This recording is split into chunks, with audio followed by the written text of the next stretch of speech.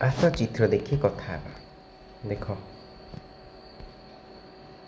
एक नंबर अच्छी उपरोक्त चित्र तुम्हें कौन सब देखुच ये जो चित्र ना ये चित्र सुंदर प्राकृतिक दृश्य रही ए सूर्योदय पहाड़ नदी एवं नदी कूल गोटे डंगा रही आकाश रे पक्षी माने उड़ुचंती एवं गछ उपरे एक काऊ बसी से गछ मूले अनेक गुड़े पिंपुड़ी धाड़ी बांधी चलुंट बुझिपार। 2 नंबर चित्र प्राणी परी आउ क्यों सब प्राणी को तुम घर आखपाखे देखीच ये जो चित्र जो प्राणी मैंने अच्छा जमीक पिंपुड़ी काऊ से तुम्हें कौन कौन देखीच तुम्हें लिख कुकुर बिलेई पारा घरचटिया गुंडुची मूषा आउ तुम घर पाखर जहाँ तुम्हें देखो लिख।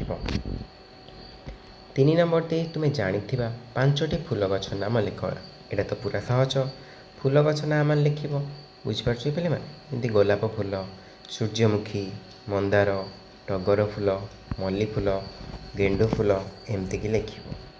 4 नंबर आकाश रे उड़ुवा पक्षी मान देखिले तुम मन में क्यों भाव आसे ना आकाश रे उड़ुवा पक्षी मान देखिले तुम मन निहाती आसुव जे मु भी एपरी उड़ती कि बुझी निज मनर भावनाटा को लिख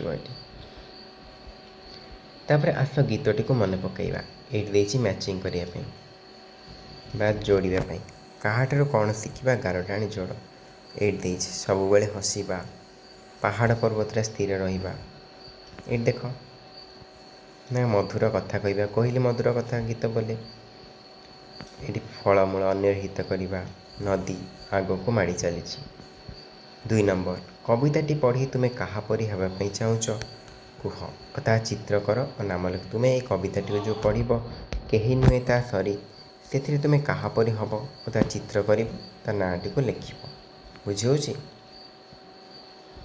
3 नंबर देख तल लिखित वाक्य को पढ़ और से भाव कवितार क्यों पदरे अच्छी देख और लिख मु जेउठी रहिले भी कहारी मन दुख देवी ना एटा क्योंठी अच्छी क्यों पदरे ना कोईली परी मीठा स्वर रे कहबी कथा सदा दुख देवीनी कहारी मने आसु विपद बांधा यहाँ अच्छी से पदरे बुझुची। तापर ख मो लक्ष्य पूरण करने मु मेरु पर अटल रही ना कौन पहाड़ सम स्थिर मनरे करी सबू काम देश सेवारे जीवन देवी रखी तार नाम यहाँ ही रही। तापर गरे कौन देछि ना मु दुखी लोकों ओठरे हस खेलाइबी और तांकर साथी होई रही एटा कौ लाइन ना नदी पराई आगे जीवी करी जन हित दुखी ओठरे हस खेलाई हेबी मु तार मित बुझे लगी।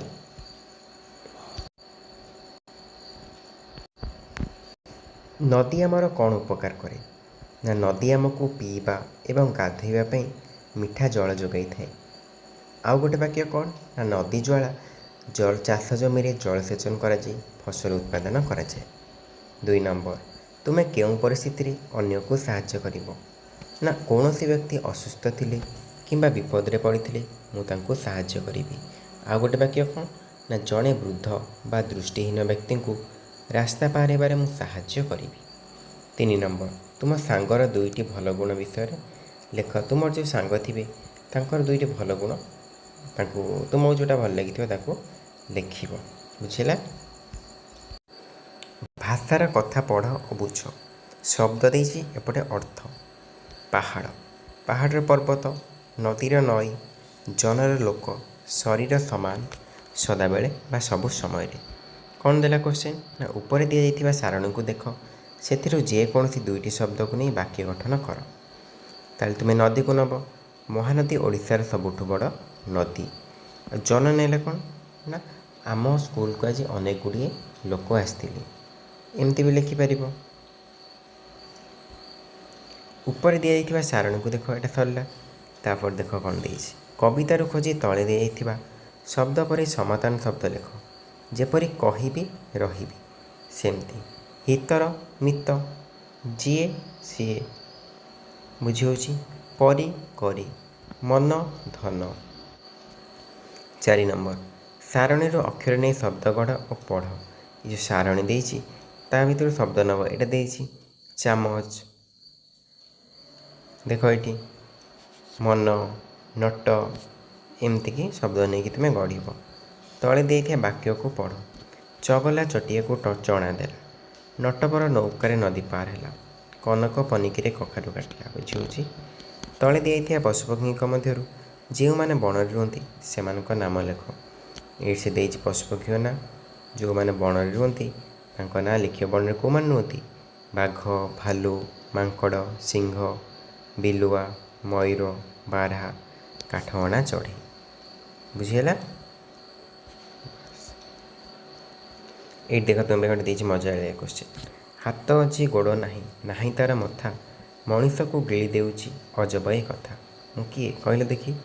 ନା ଏଟା କ'ଣ? ଡ୍ରେସ୍ ବା ସାର୍ଟ। ଟାହିଆ ଉପରେ ଟାହିଆ, 3 ମୁଣ୍ଡ 10 ଗୋଡ଼, ଦେଖୁଛି କିରେ ବାଇଆ। କିଏ ତାହେଲେ ଏଇଟା କହିଲେ? ଏଇଟା ମୋତେ କମେଣ୍ଟ ମାଧ୍ୟମରେ ନିହାତି ଜଣାଇବ।